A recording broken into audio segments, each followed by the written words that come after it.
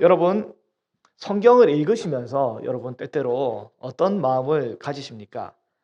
이 성경을 읽으시면서 때때로 이 성경이랑 요 성경이 좀 다르네? 이 성경이 진리가 맞나라는 의심이 때때로 우리가 가끔씩 듭니다. 언제 드냐면 오늘 성경 구절 마태복음에 보면요. 마태복음 4장을 한번 띄워 주시면요. 예수님을 시험하는 장면이거든요. 시험하는 자가 예수님께 나와서 뭐라고 합니까? 만일 하나님의 아들이거든 명하여 이 돌들로 떡덩이가 되게 하라고 합니다. 그 다음에 어떻게 합니까?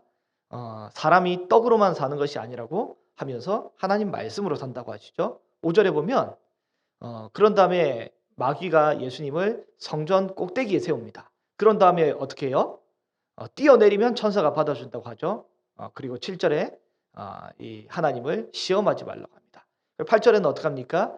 지극히 높은 산으로 성전산으로 데려가요. 그런 다음에 9절에 내게 경배하면 모든 것을 주리라 라고 합니다. 제일 먼저 뭐가 나오냐면 떡이 나오고요. 그 다음에 뭐가 나왔습니까?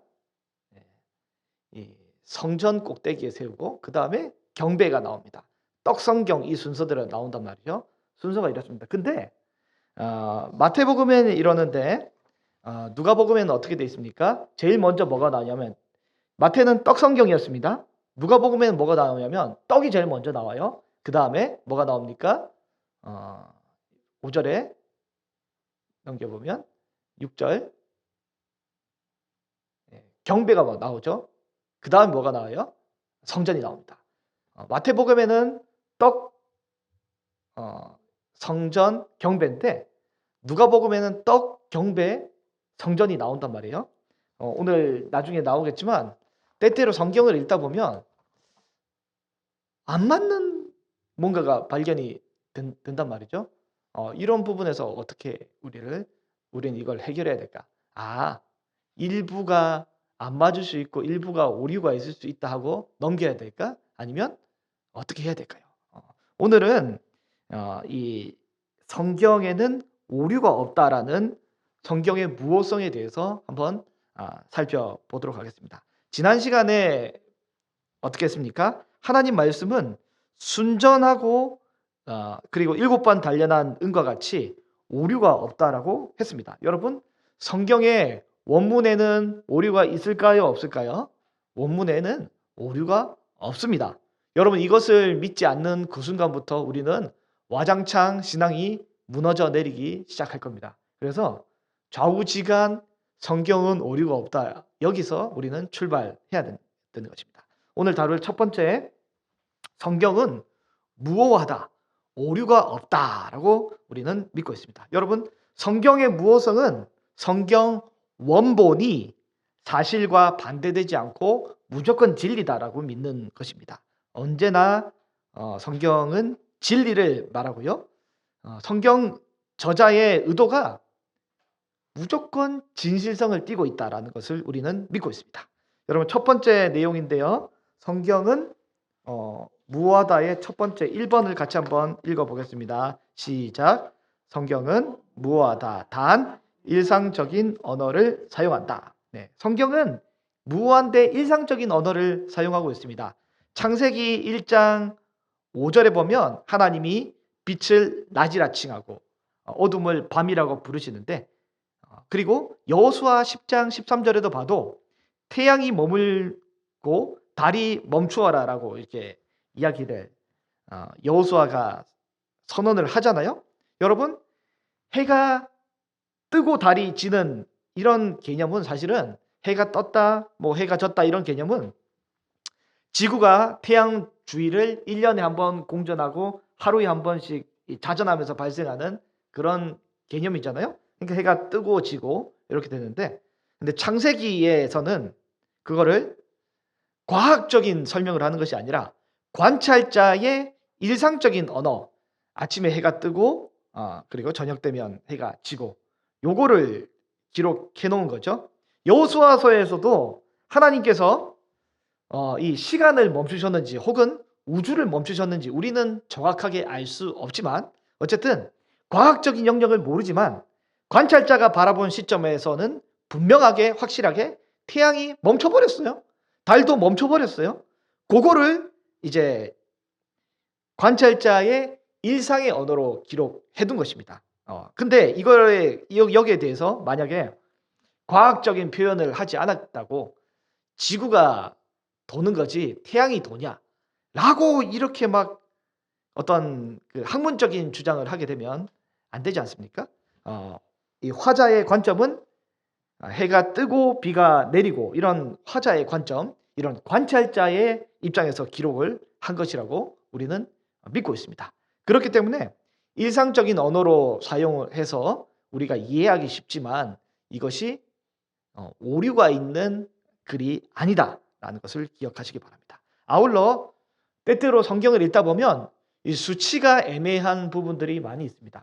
여러분 수치에 관해서도 일상적인 어떤 근사치를 사용한 경우가 많이 있습니다.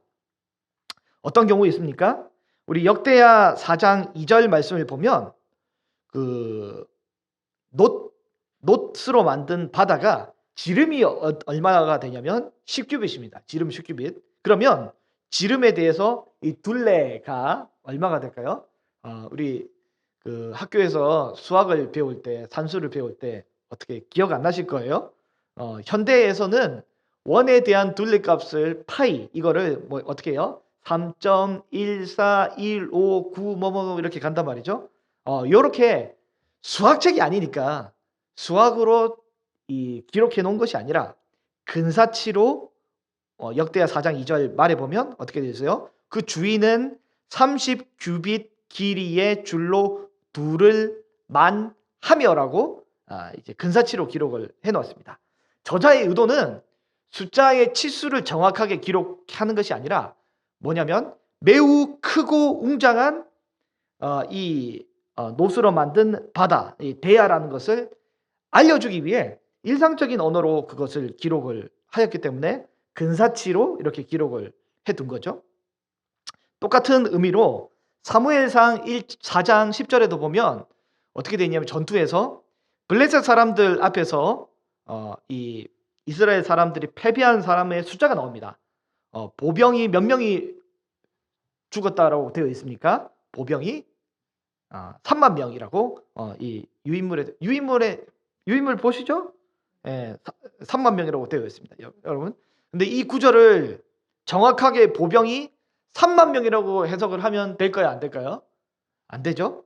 정확하게 예를 들면 29,886명인데 3만 명이라고 기록했을 수도 있고 아니면 3만 15명인데 3만 명이라고 기록했을 수도 있고 3만 명이라고 했는 거는 뭐예요? 정확하게 3만 명 하나님이 정말 기적을 베풀어 주셔서 하나님 앞에 범죄한 이스라엘에 대해서 숫자를 정확하게 세워서 29,999명 다음 3만 명까지 죽였다라고 해석하는 것이 아니라 어떻게 해요? 3만 명이 죽었다라고 이제 근사치를 기록해 놓은 것은 뭐냐면 핵심이 뭐냐면 엄청나게 많은 숫자가 죽었다라는 것을 드러내기 위해 3만 명이라고 하는 것입니다. 이처럼 이 성경의 진정성은 화자가 그 성경의 이 저자가 암시하고 있고 청중들도 충분히 이해할 만한 기대 거기에 따라서 이 정확성이 달려 있는 거지 정확하게 29,762명이라고 하는 게 정확한 게 아니란 거죠. 그렇기 때문에 이렇게 일상적인 근사치로 기록을 하고 일상적인 언어로 기록할지라도 성경은 오류가 있는 책이 아니다라는 것을 우리가 기억하시기를 바랍니다. 두 번째인데요. 성경은 무어하나 단 느슨하거나 자유로운 인용도 때때로는 포함을 하게 됩니다. 여러분 오늘날에는 어떻게 됩니까? 논문 표절 이렇게 해가지고 어떤 글을 인용할 때 정확하게 따옴표를 한 다음에 직접 인용을 이제 단락을 나눠서 하든지 아니면 타인의 말을 일부 요즘에는 뭐 이 세 단어 이상 들어가도 표절이 된단 말이죠. 그렇게 세 단어 이상 인용할 때는 이제 간접 인용으로 따로 묶어서 각주를 달아줘야 된단 말이죠. 그러나 여러분, 우리가 뭐 늘 이렇게 인용합니까? 비학문적인 글이나 일상의 언어에는 이렇게 정확하게 인용 안 하지 않습니까? 예를 한번 들어보겠습니다. 우리 지난 주가 고난주간 이제 특별 저녁 기도회였잖아요. 우리 성도님들이 고생을 너무 많이 하셨어요. 이제 고난주간도 있고 이제 일일 첫 시간 기도회도 있고 부활주일도 이렇게 연달아서 많은 것들이 있어서 많이 지치시고 뭐 힘드셨는데, 어쨌든 고난주간 저녁 기도회가 매일 월요일에서 금요일까지 밤 9시잖아요. 제가 주보에 이렇게 기록했고, 그리고 주보에 광고할 때도 제가 매일 월요일에 금요일 수요일까지도 9시입니다라고 광고를 했는데, 우리 함상근 권사님 전화 오셨어요. 전화 오셔가지고 제가 9시라고 말씀드렸는데, 만약에 함상근 권사님이 그걸 듣고서 다른 분에게 목사님이 수요일은 8시가 아니래 라고 이야기를 했단 말이죠. 그럼 무슨 말입니까? 수요일은 몇 시예요? 9시란 말입니다. 하나도 제가 한 말이 포함된 것은 수요일 단어밖에 없지만 그 모든 의도와 그리고 어떤 이 내용 가운데 다 의도를 다 담고 있단 말이죠. 여러분, 그러면 이게 거짓말입니까? 진실입니까? 이게 진실이란 말이죠.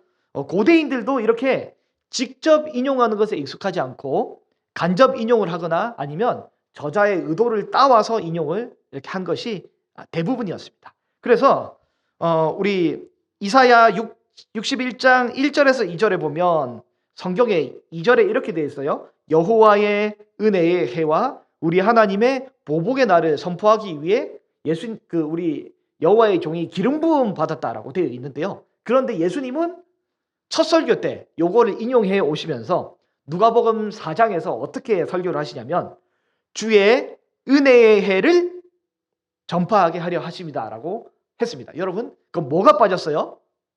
보복의 날이 빠졌지 않습니까? 보복의 날이 빠졌습니다. 예수님은 원문 그대로 싹 다 가져오는 것이 아니라 주의 은혜의 해만 읽고 보복의 날은 언급을 안 하셨단 말이죠. 이게 왜 그러냐면 이 뭐 신학적인 의미가 있는데, 예수님이 오신 초림이 은혜의 해고 재림이 보복의 날이에요. 그렇기 때문에 예수님이 이걸 인용하실 때 상황과 환경에 맞게 그렇게 이제 자유로운 인용을 했단 말이죠. 그렇기 때문에 고대인들은 문자 그대로 일치되게 완벽하게 인용하는 것이 아니라 말하고자 하는 자의 의도 혹은 저자의 의도를 가져와서 전달하는 것이 초점입니다. 그렇기 때문에 예수님이 누가복음 4장에 이사야 말씀을 잘못 인용했다라고 이게 오류가 있니 없니 해서는 안 되는 것입니다. 그렇기 때문에 고대인들의 인용법이 다르다라는 것을 기억하면 좋겠습니다. 3번입니다. 같이 한번 읽어보겠습니다. 성경은 무어하다. 단 특이한 문법 구조가 있을 수 있다. 여러분, 성경이 이사야와 같은 왕족 그리고 다니엘과 같은 귀족들만 기록한 책이 성경이 아닙니다. 성경을 보면 아모스와 같은 이 드거와의 이 목자들도 기록을 했단 말이죠. 그래서 성경이 항상 웅장하고 우아하고 아름다운 문체로만 쓰이는 것이 아니라 때때로는 굉장히 거친 언어로도 많이 쓰였습니다. 제가 이 학문이 딸려가지고 이 아모스의 글을 제가 이 그대로 어떤 강조를 하긴 힘든데요. 좀 쉽게 말하면 아모스는 어떻게 하냐면 경상도 혹은 전라도 사투리를 쓰면서 언어 유희를 엄청 구사합니다. 그러면서 어떤 하나님의 마음과 의도를 극대화시키는데 문법에 맞지 않아요. 그렇기 때문에 특이한 문법들이 있을 수 있습니다. 근데 그걸 보고 성경에 어떤 성수격이 맞지 않다. 이 뭔가 단수가 나와야 되는데 왜 복수가 나오냐? 이 오류가 있다라고 하면 안 된다는 거죠. 특이한 문법을 통해서 전달하고 싶은 저자의 의도가 있습니다.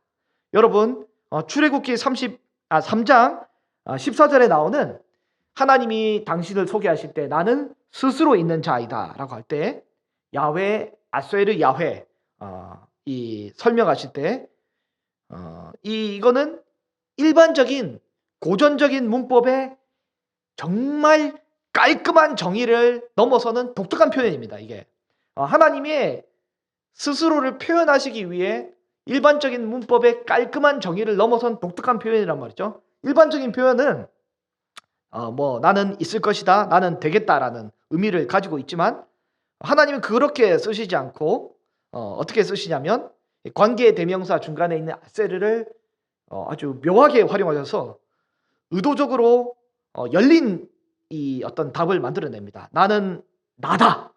나는 곧 내가 될 것이고 그 어떤 사람도 규정할 수 없는 특별한 존재가 나다라는 그런 의미를 담고 있는 하나님은 어떤 인간의 정의와 범주에 갇히지 않는 놀라운 어떤 특별한 어떤 한계가 없으신 분임을 드러내기 위해서 일반적인 어떤 이 문법 구조를 초월한 독특한 문법 구조로 성경을 기록해뒀단 말이죠. 그렇기 때문에 성경을 읽을 때 문법이 좀 이상하니 이렇게 생각하실 것이 아니라 야, 이것을 통해 하나님이 드러내고자 하시는 독특하고 놀라운 의도가 있으시구나 라는 것을 우리가 알면 좋겠습니다. 그렇기 때문에 성경은 이렇게 저렇게 읽어도 오류가 없는 완벽한 책이란 말이죠. 그렇기 때문에 성경은 오류가 없습니다. 다음 페이지 넘겨서요, 여러분. 그런데 성경의 무호성에 대하여서 반론을 제기하는 자들이 있습니다. 다 무호하지 않고 다 오류가 없는 것이 아니라 일부는 오류가 있다. 일부만 진리지 이게 어떻게 다 진리냐라고 이야기하는 사람들이 있단 말이죠. 첫 번째 반론인데요. 같이 한번 읽어보겠습니다. 성경은 단지 신앙과 실천의 영역에서만 권위를 갖는다라고 합니다. 이 잘못된 생각이죠. 여러분, 성경은 오직 종교적인 신념이나 삶의 윤리에서만 그 어떤 강조점을 주고 가르치고 있는 것이 아니라 여러분 이 모든 영역에서 다 가르치고 있죠. 근데 그들은 주장하는 건 뭐냐면 신앙이나 실천, 종교나 삶의 윤리만 강조하고 있기 때문에 그렇기 때문에 역사나 과학 부분 같은 경우는 거짓이나 오류가 있을 수 있지 않겠냐? 그리고 있어도 되지 않냐? 라고 우리에게 질문을 하는 것입니다. 여러분, 여기서 속아 넘어가면 안 됩니다. 여러분, 디모데후서 3장 16절에 보면 모든 성경은 하나님의 감동으로 기록된 것이라고 기록하고 있습니다. 교훈과 책망과 바르게 함과 의로 교육하기에 유익하고 우리 신앙 고백에도 어떻게 되어 있습니까? 신구약 66권은 우리 삶의 모든 이 삶의 지침이 된다고 하지 않습니까? 하나님 말씀은 지난 우리 시간에 함께 나눈 것처럼 시편 12편 6절 말씀처럼 성경은 순결하고 또 시편 119편 말씀처럼 성경은 완전하고 그리고 오류가 없습니다. 우리 예수님은 신약 성경에 우리에게 뭐라고 하십니까? 누가복음 24장 25절에 보면 선지자들이 말한 모든 것을 마음에 더디 믿는 미련한 자라고 이야기를 한단 말이죠. 예수님은 구약의 선지자들을 인정했습니다. 바울도 성경의 모든 것이 믿을 만하다고 믿고 있었는데요. 사도행전 24장 14절에 보면 율법과 선지자의 글을 다 믿었다라고 기록이 되어 있습니다. 여러분, 성경은 신앙과 윤리에 속하지 않은 그 분야에도 오류가 없습니다. 이 잠언 말씀도 얼마나 지혜로운 말씀입니까? 구약의 모든 말씀은 순전하고 오류가 없다라고 예수님도 믿고 있고 바울도 믿고 있습니다. 제가 신약이 구약 성경의 어떤 역사적인 부분에 대해서 인용한 것들을 몇 가지 쭉 읽어드리겠습니다. 요나가 큰 물고기의 뱃속에 있다가 나왔고 니느웨 사람들의 회개했다라고 마태복음 12장에 기록이 되어 있습니다. 그리고 마태복음 12장에 남방 여왕이 솔로몬의 말을 들으려고 왔다라고 역사가 기록이 되어 있습니다.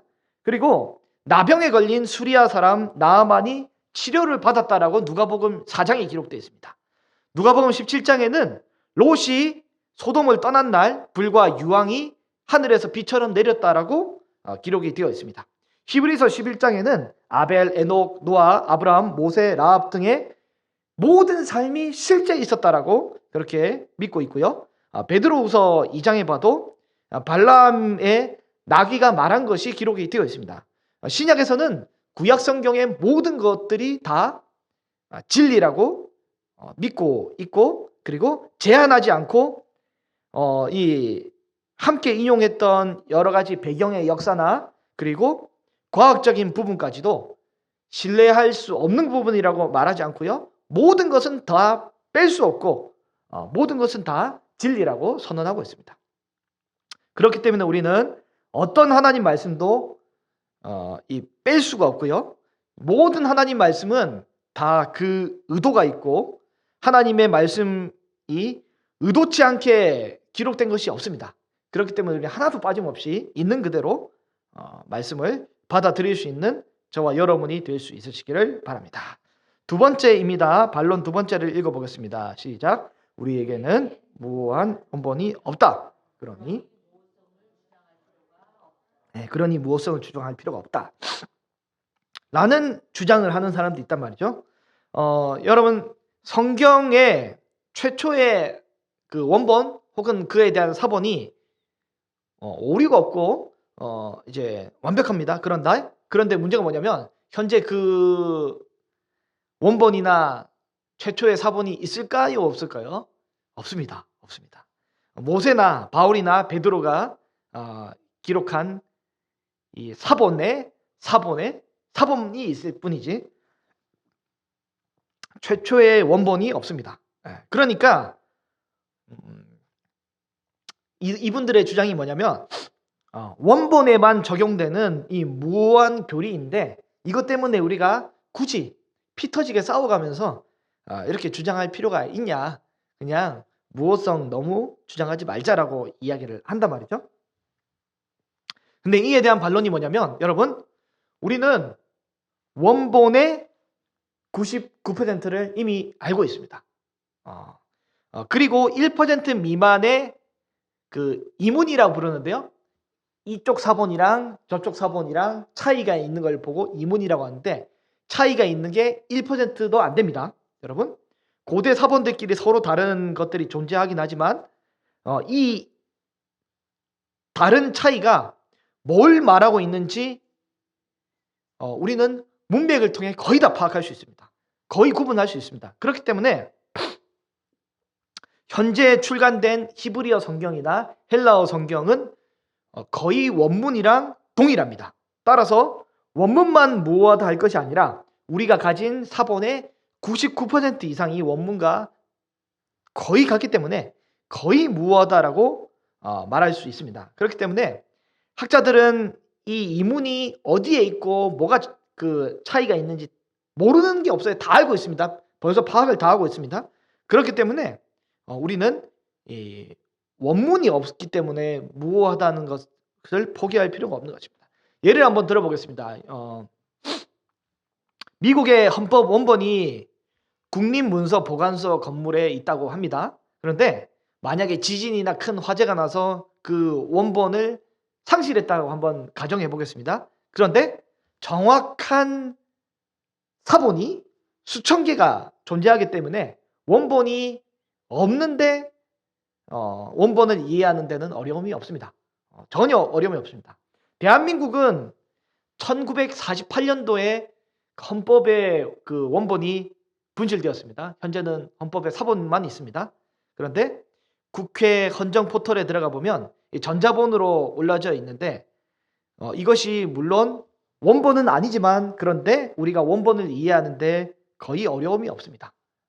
물론 우리는 못 읽겠지만 그 헌법학자들은 읽는데 어려움이 없겠죠. 네. 반론, 이 성경의 무호성에 대한 반론 세 번째입니다. 세 번째 같이 한번 읽어보겠습니다. 성경 저자들은 사소한 부분에는 당대의 잘못된 정보를 쓰기도 했다라고 이야기를 하는 거죠. 요거는 꽤나 그래도 그럴싸한 느낌이 살짝 옵니다. 여러분 마태복음 13장 22절에 보면 예수님이 설교하시면서 씨 뿌리는 비유, 농사를 위해 씨 뿌리는 비유 설교하시면서 뭐라고 설교하시냐면 겨자씨가 모든 씨보다 제일 작다라고 설교를 하십니다. 이렇게 설교하신단 말이죠. 여러분 실제 겨자씨가 모든 씨보다 제일 작습니까? 겨자씨보다 작은 씨 없습니까? 있죠. 그래서 다니엘 플리라는 사람이 뭐라고 주장하냐면 예수님은 전지하셔서 모든 씨를 다 아시겠지만 당대 유대인의 생각에 맞춰서 그들이 잘 이해하게끔 그들의 수준으로 낮춰서 적응시켜서 이 씨가 작다라고 말씀하셨다라고 이야기를 주장을 합니다. 그런데 이게 쏘가 넘어가면 안 되는 게 뭐냐면, 좋게 말하면 이게 수준에 맞춰서 적응과 낮춤이겠지만, 그런데 안 좋게 말하면 거짓말입니다. 거짓말. 수준에 맞춰서 거짓말했다는 거잖아요. 그래서 이 웨인 그루뎀이라는 사람이 조직신학의 책에서 뭐라고 하냐면 이렇게 이야기를 합니다. 하나님이 언어의 그 주인이자 창조자이기 때문에 굳이 잘못된 상식, 예를 들면 겨자씨가 제일 작다라는 이 잘못된 상식을 쓰지 않고도 충분히 진리를 완벽하게 전달하실 수 있는데, 굳이 거짓을 섞어서 낮춘다는 의미로 거짓을 섞어서 하나님의 성품과 반대되는 그런 행동은 안 하실 거다. 굳이 낮추거나 적응이라는 의미로 성경의 순수성을 해치지 않을 것이다 라고 그렇게 말씀을 합니다. 그러면 이 본문을 우리는 어떻게 이해할 수 있을까요? 원래 청자와 독자 사이에 시대와 문화에서 받아들이는 전달되었던 그 의미로 우리는 받아들이고 이해를 해야 됩니다. 대화의 맥락을 파악해야 됩니다. 예수님이 지금 어떻게 하냐면 1세기 이 팔레스타인 지역의 농부에게 농사를 짓기 위해서 땅에 씨앗을 뿌리는 비유로 설교를 하고 있단 말이죠. 다시 말해서 농사를 위해 땅에 심는 씨앗 중에서 제일 작은 씨앗이 그 당시에 이 겨자씨였다라고 그렇게 의미한 거지, 예수님이 그 브리테니커 백과사전에 등재된 모든 씨앗 중에 제일 작은 씨앗으로 겨자씨를 이야기한 것이 아니라는 것이죠. 네. 그렇기 때문에 우리는 사소한 부분에까지도 성경이 잘못된 정보를 가지고 있다는 것을 받아들이면 안 됩니다. 성경은 사소한 부분도 절대 1.1획도 양보 없이 진리만 담고 있습니다. 여러분, 그렇습니다. 네 번째 반론입니다. 같이 한번 읽어보겠습니다. 무호성은 성경의 저작의 신적인 측면을 지나치게 강조한 측면이고, 빠졌네요. 그 다음에 제가 읽어드리겠습니다. 사실 인간적인 측면은 무시했지 않냐라고 반론을 제기하는 사람들이 있습니다.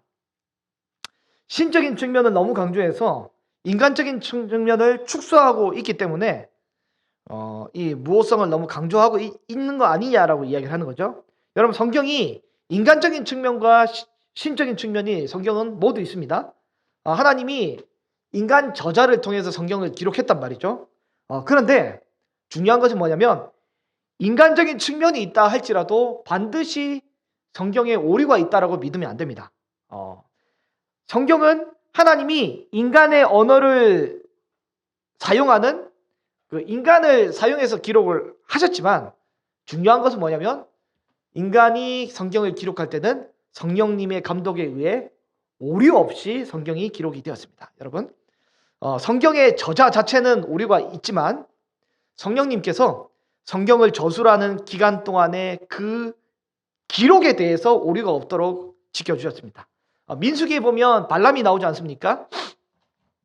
발람은 탐욕스럽고 음탕한 죄인인데, 그러나 하나님께서 발람이 예언하는 그 순간 그에게 온전한 예언을 주셨습니다. 하나님은 인생이 아니시니 시건치 아니하시고 후회가 없으시다라는 그 예언을 정확하게 던져주셨단 말이죠. 그리고 여러분, 모세 개인이 왜 오류가 없었습니까? 모세도 오류가 있는 사람, 살인도 했는 사람인데 오류가 왜 없겠습니까? 그런다 모세가 모세오경을 그리고 민수기를 이 발람의 기록을 저술하고 있는 그 순간 성령께서 오류가 없도록 그를 보존해 주시고 지켜주신 것이죠. 그렇기 때문에 인간적인 글이라 할지라도 오류가 있다라고 우리는 생각해서는 안 됩니다. 인간의 말과 글로 성경이 쓰여지긴 했지만 무조건 오류가 있는 것은 아닙니다. 여러분, 주보를 보시면, 여러분, 저도 이 주보를 낼 때 주보에 오타를 많이 냅니다, 제가. 그리고 성경 구절을 때때로 잘못 인용하기도 하고, 그리고 제가 성경 봉독할 때 하나이다, 한이다 뭐 잘못 읽을 때도 있단 말이죠. 여러분, 사람이기 때문에 때때로 오류가 있을 수 있습니다. 그러나 여러분, 주보에 때때로 오타가 없는 날도 있고요. 그리고 성경 구절을 제대로 인용이 다 된 날도 있고요. 그리고 제가 성경 봉독할 때 토시 하나 안 빠지고 읽을 때도 있단 말이죠. 그런데 성령께서 특별히 보호해 주시는 성경의 저자가 하나님의 보호하심에 의해서 오류가 없이 성경을 기록했다라는 것이 어떻게 이상할까요? 성령께서 보호해 주시면 성경을 기록할 때 오류 없이 기록할 수 있습니다. 왜 못합니까? 할 수 있지. 그런 것을 기억해 주시기 바랍니다. 반론 5번째입니다. 우리 같이 한번 읽어보겠습니다. 성경 안에 몇몇 분명한 오류가 존재한다라고 반론을 제기하는 거죠. 여러분, 누군가 성경 안에 분명 확실하게 오류가 있다라고 강하게 이야기하는 사람을 여러분 만나보셨습니까? 저는 만나봤습니다. 오류가 있다고 얘기합니다. 근데 대부분 어느 구절이 어떤 오류가 있는지 정확하게 이야기해보라고 그러면 얘기를 못합니다. 얘기를 못해요. 여러분, 성경에 오류가 있다라고 주장하는 사람도 있지만 정확하게 뭔 구절이 오류가 있다면 얘기 못합니다. 역사적으로 어거스틴, 칼빈, 그리고 수많은 신학자들이 지난 역사 동안에 이른바 난해 구절을 연구해 왔고 또 연구하고 있습니다. 성경학자들이 바보가 아닙니다. 아직까지 성경의 무호성을 포기하지 않아도 될 만큼 충분한 신학적인 답변을 이 난해 구절마다 다 가지고 있습니다. 여러분, 사실 이 난해 구절을 해석하는 것이 신학자들의 영역이기 때문에 우리는 그냥 교회사에서 아직 풀지 못할 만큼 난해 구절은 없다, 모두 다 해석이 되었다, 요 정도만 우리는 이해하고 넘어가면 될 것 같고요. 근데 오늘 이제 몇몇 까다로운 본문의 예시들이 있는데요. 우리가 아까 마태복음과 누가복음에 우리 예수님이 시험 받으신 순서에 대해서 우리가 같이 성경을 간략하게 한번 보셨지 않습니까? 먼저 말씀드리면 이 구절이 성경 전체에서 제일 풀기 힘든 난해 구절입니다. 난해 구절. 이 구절이. 마태복음에는 떡, 성전, 경배 순서이고요. 누가복음에는 떡, 경배, 성전 순서로 기록이 되어 있는데 아직까지 이 구절만 명확하게 성경의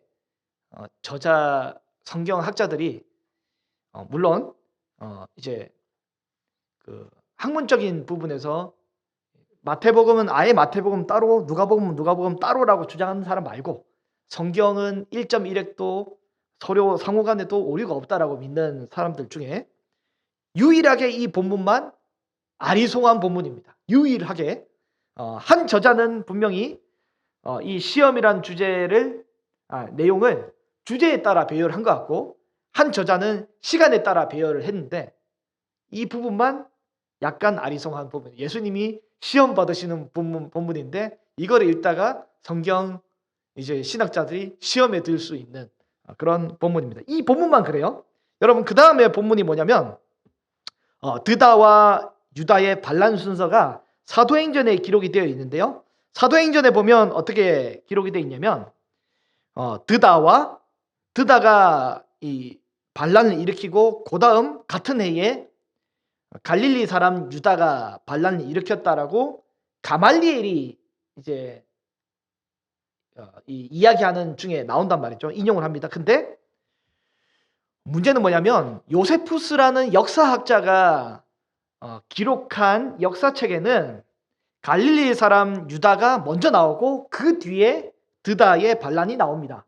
그러니까 여기에 오류가 있다라고 사람들이 이야기를 하는데 여기에 대해서 이것도 난해 구절 중에 하나인데 이걸 어떻게 해석하냐면 당대에 드다라 이름하는 사람이 굉장히 흔한 이름, 유다처럼 흔한 이름 중에 하나인데 요세포스가 언급한 드다는 이 사도행전에 나오는 이 드다가 아니라 첫 번째 드다가 아니라 두 번째 드다, 주후 44년에서 46년의 드다라고 추정을 하고 그 이후에 한 20년 정도 있다가 요세푸스가 이 유대 전쟁사라는 책을 기록을 한단 말이죠. 그렇기 때문에 이 그 이후에 드다일 거라고 추측을 하게 됩니다. 그리고 나머지 또 난해 구절이 뭐냐면 복음서에 나오는 신과 지팡이에 대한 이 해석입니다. 이게 세 번째인데요. 마가복음 6장에 보면 여행할 때 뭐라고 되어 있냐면 지팡이와 신만 신고 가라라고 기록이 되어 있는데 마태복음에는 뭐라고 되어 있냐면 10장에 보면 여행을 위해 신이나 지팡이를 가지지 말며, 누가복음에도 여행을 위해 지팡이만 가지지 말며라고 지팡이도 가지지 말며라고 되어 있습니다. 마태복음과 누가복음은 어느 정도 유사함이 있는데 마가복음이 조금 다른 느낌이 들지 않습니까? 만약에 마가복음에는 여행을 위해 신을 신고 지팡이를 가져갈 수 있다라고 말을 하는데 마태복음과 누가복음은 이러면 어떻게 해석해야 되냐면 어떻게 하냐면 바로 신과 지팡이는 마가복음과 똑같이 가지고 가지만 마태복음과 누가복음을 해석을 할 때 여벌로 추가적으로 신과 지팡이를 가지지 말라고 해석하면 이 문제가 풀립니다. 여러분, 이 외에 다른 본문들도 존재를 하지만 그 본문들은 학문적인 주석을 통해 쉽게 확인할 수 있고 나름의 합리적인 어떤 해결책이 존재하고요. 제가 지금 이 세 가지 언급한 게 뭐냐면 이게 그나마 성경에서 제일 풀리지 않는 난해 구절 중에 세 가지를 가져온 겁니다. 나머지는 어렵지 않아요. 쉽게 그나마 해결이 되고요. 여러 가지 방법들이 존재합니다.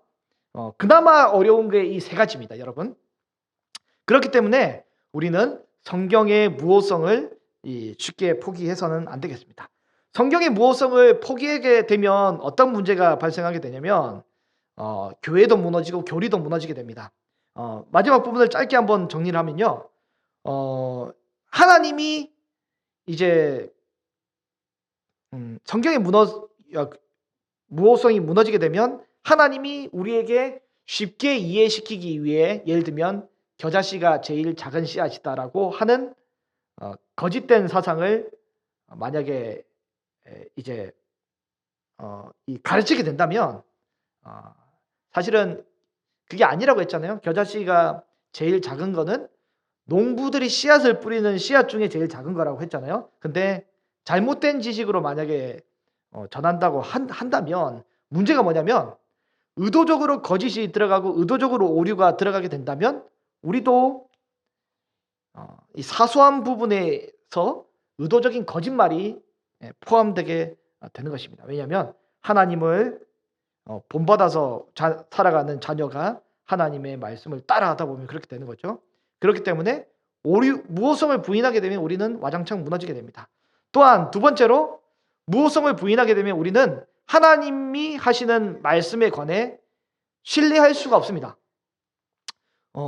거짓이나 오류가 있는 말씀이라면 우리가 어떻게 그 말씀을 위해서 전적으로 목숨까지 바쳐가며 순종할 수 있겠습니까? 무호성을 포기하는 그 순간 우리는 환난과 핍박을 중에서 굳이 목숨 걸고 신앙생활 할 의미가 없어지게 되는 것입니다. 거짓말을 위해 누가 목숨을 바치겠습니까?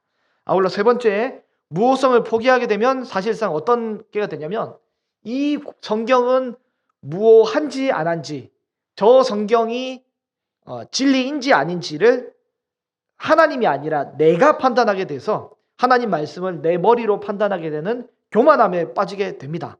그렇기 때문에 성경의 사소한 부분뿐만 아니라 성경 전체에 대한 그리고 교리들에 대해서도 내가 맞니 틀리니 내가 결정하기 때문에 신뢰할 수가 없게 되고요. 결국에 받아들일 수 없게 되는 오류에 빠지게 됩니다. 그렇기 때문에 성경의 무호성을 포기하는 그 순간 우리는 모든 것을 잃어버리게 됩니다.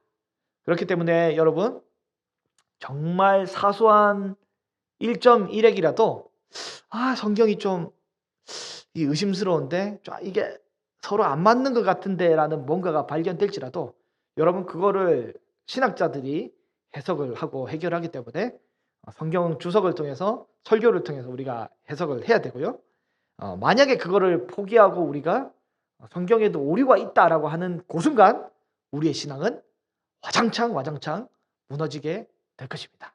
그렇기 때문에 우리는 항상 성경은 오류가 없는 하나님의 완벽한 책이다라는 귀한 진리를 잃어버리지 않는 저와 여러분이 될 수 있으시기를 바랍니다.